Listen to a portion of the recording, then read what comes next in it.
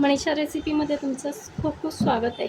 गुढीपाडव्यानिमित्त आपण श्रीखंड करणार आहे।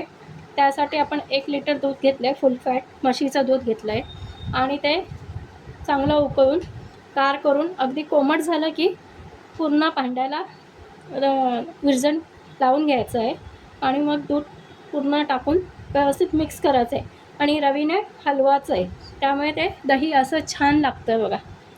छान असे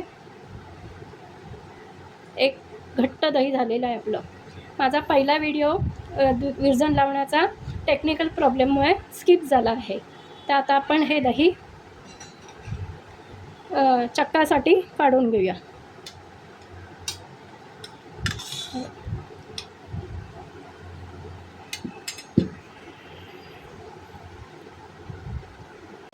आता आपण हे दही फडक्यात बांधून घेणार आहोत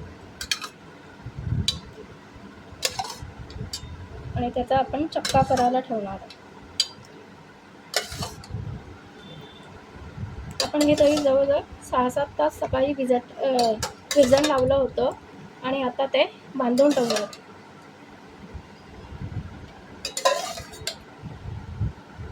आता हे आपण दही एका फडक्यात बांधून ते जवळजवळ 7 तास आपण बांधून ठेवायचं आहे।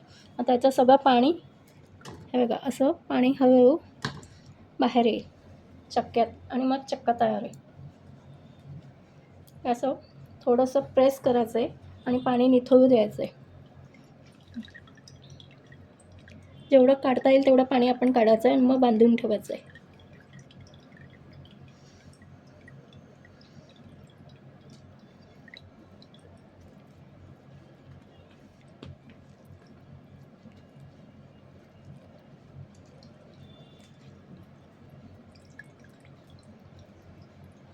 आता आपण याला गाठ मारून घेऊया।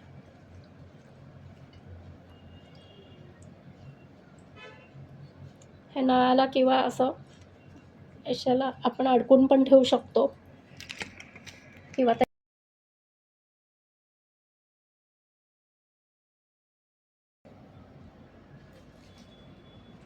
आता आपला चक्का तयार आहे। आपण तो बाउलमध्ये काढून घेणार आहोत आणि याचा आपण कापडाला लागलेला पण असं व्यवस्थित काढून घेणार आहोत।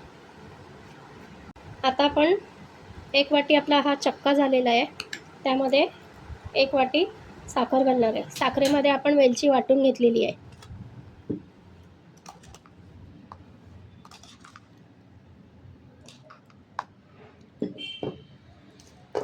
आता त्यामध्ये जायफळ किसून घेतलेले आहे ते टाकणार आहोत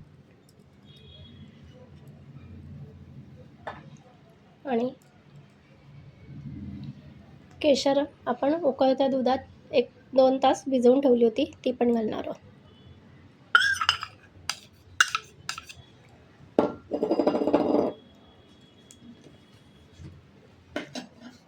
आता हे सगळं मिक्स करून घेऊ आणि यामध्ये आपण साय काढली होती दुधावरची तापवल्यावरती घालणार आहे।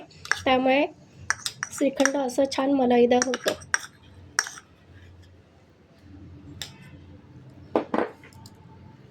आता आपण हे सगळं एकत्र करून घेऊ। हे बघा आपण छान असं मिक्स करून घेणार आहोत।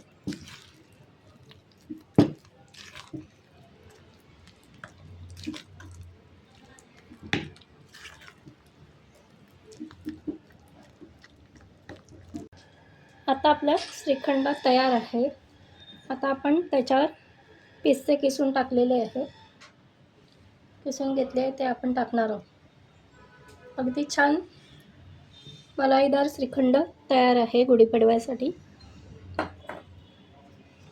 त्यावर आपण केशर टाकणार आहोत।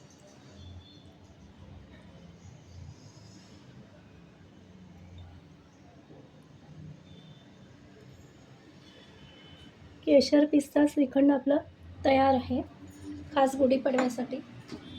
तुम्हाला ही रेसिपी कशी वाटली ती नक्की कमेंट करून सांगा आणि गुढीपाडव्याच्या तुम्हाला खूप खूप शुभेच्छा। रेसिपी आवडल्यास लाईक, शेअर आणि सबस्क्राईब करा। धन्यवाद।